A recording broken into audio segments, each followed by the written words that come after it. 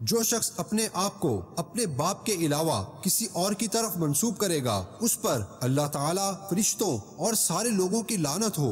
اللہ تعالیٰ اس سے کوئی عوض قبول نہیں کرے گا اور نہ ہی کوئی مال۔ جی مفتی صاحب، اپنے باپ کے علاوہ کسی اور کی طرف منسوب کرنے کا مطلب کیا ہے اور اتنی سختی اس پر بیان کی گئی، اس میں کیا حکمت؟ دیکھیں، اس سے مراد یہ ہوتا ہے جیسے ہمارے یہاں بھی برادری تبدیل کی جاتی ہے نا۔ ایک شخص کی برادری مثال کے طور پہ ایک سید نہیں ہے جی، اب وہ گیا کسی گاؤں کے اندر اپنے آپ کو جا کے شاہ جی مشہور کر دیا کہ میں سید ہوں۔ یہ ہے اپنے نسب کو تبدیل کرنا۔ اچھا، نسب کو تبدیل کرنا یہ حرام، اس پر یہ بڑی سختی کے ساتھ یہاں پر فرمایا گیا کہ جو شخص اپنے آپ کو اپنے باپ کے علاوہ کسی اور کی طرف منسوب کرے اس پر اللہ کی، فرشتوں کی اور تمام انسانوں کی لعنت ہے۔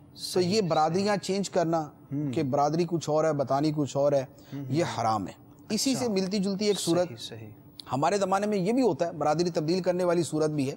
اس کے ساتھ ایک اور چیز ہے جس پر بہت زیادہ لوگ جس میں مبتلا ہو جاتے ہیں، وہ ہوتے ہیں کہ عام طور پر جو بچہ ایڈاپٹ کیا جاتا ہے، لے پالک بچہ جسے کہتے ہیں نا، گود لینا، جب بچے کو گود لیتے ہیں تو اس بچے کی ولدیت کے اندر باپ کی جگہ یہ جو اس کو پرورش میں لینے والا ہے وہ اپنا نام لکھوا دیتا ہے۔ صحیح، بجا فرمائیں۔ اور بچہ بھی اسی کو باپ کہتا ہے اور وہ کاغذات کے اندر بھی یہی لکھا ہوتا ہے کہ اس کا باپ یہ ہے، یہ بھی اسی کے اندر، یہ بھی اسی وعید کے اندر آ جائے گا کہ یہ بھی اپنے بچے کو اس کے باپ کے علاوہ کسی اور کی طرف منسوب کرنا پایا جا رہا ہے۔ تو اب بچہ قصدن جان بوجھ کے کرے گا، اسے پتہ پھر بھی کر رہا ہے تو بچہ بھی گناہ گار ہے۔ ٹھیک ہے، اور جو اس کو گود میں لینے والے لوگ اس طرح کر رہے ہیں وہ بھی اس کے اندر گناہ کے اندر شریک ہوں گے۔ صحیح، تو یہ دو تین پہلو ہمارے معاشرے میں پائے جاتے ہیں، اس سے بچنا چاہیے۔ صحیح، بھلے اس میں بعض اوقات ایسا ہوتا ہے کہ قانونی پیچیدگیوں سے بچنے کے لیے لوگ کہتے ہیں کہ یار ہم سمجھ نہیں رہے، ہم نے خالی اس میں ڈاکومنٹیشن کے اندر لکھوایا ہے۔ ایسا ہوتا نہیں ہے۔